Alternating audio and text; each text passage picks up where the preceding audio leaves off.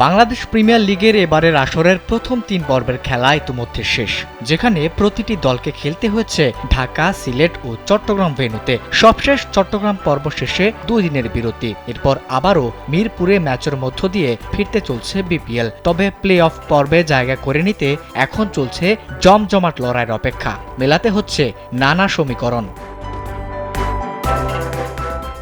এবারের আসরে পয়েন্ট টেবিলের শীর্ষস্থানটি ধরে রেখেছে ঢাকা ও সিলেটে অপরাজিত থাকা রংপুর রাইডার্স। যদিও চট্টগ্রামে এসে আসরের প্রথম হারের স্বাদ পেয়েছে দলটি।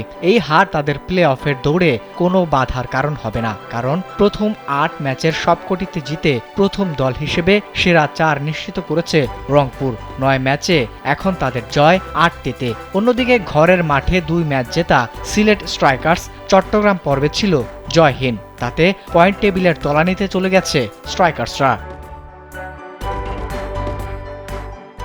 এদিকে গ্রুপ পর্বের আর ১০ ম্যাচ বাকি থাকলেও সেরা ৪ নিশ্চিত হয়েছে কেবল একটি মাত্র দলের। ফরচুন বরিশাল ও চিটাগং কিংস প্লে অফের দৌড়ে অনেকটা পথই এগিয়ে আছে। শীর্ষ ২-এ থাকাও তাদের অনেকটাই নিশ্চিত বলা যায়। ৮ ম্যাচের ৬টিতে জিতে ১২ পয়েন্ট নিয়ে টেবিলের ২-এ আছে বরিশাল। তামিম ইকবালরা আর একটি ম্যাচ জিতলেই জায়গা করে নেবে সেরা ৪-এ। অন্যদিকে ৯ ম্যাচের ৫টিতে জয় পাওয়া চিটাগাং ১০ পয়েন্ট নিয়ে আছে টেবিলের ৩ নম্বরে। একটি কিংবা দুটি ম্যাচ জিতলেই প্লে অফ খেলা নিশ্চিত হবে মোহাম্মদ মিঠুনদের। ৯ ম্যাচের ৪টিতে জিতে ৮ পয়েন্ট নিয়ে ৪ নম্বরে আছে খুলনা। শেষ ৩ ম্যাচের সব কটিতে জিতলে তাদের সেরা ৪-এ খেলা নিশ্চিত, তবে দুটি জিতলেও সুযোগ থাকবে। সেক্ষেত্রে অন্য দলের দিকে তাকিয়ে থাকতে হবে তাদের।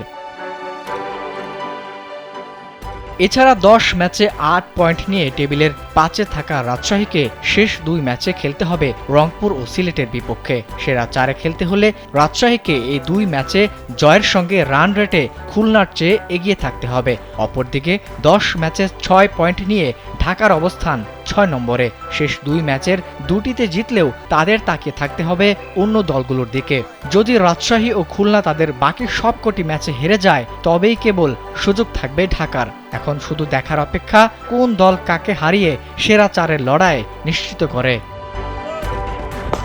আবিদ হাসান, কালবেলা।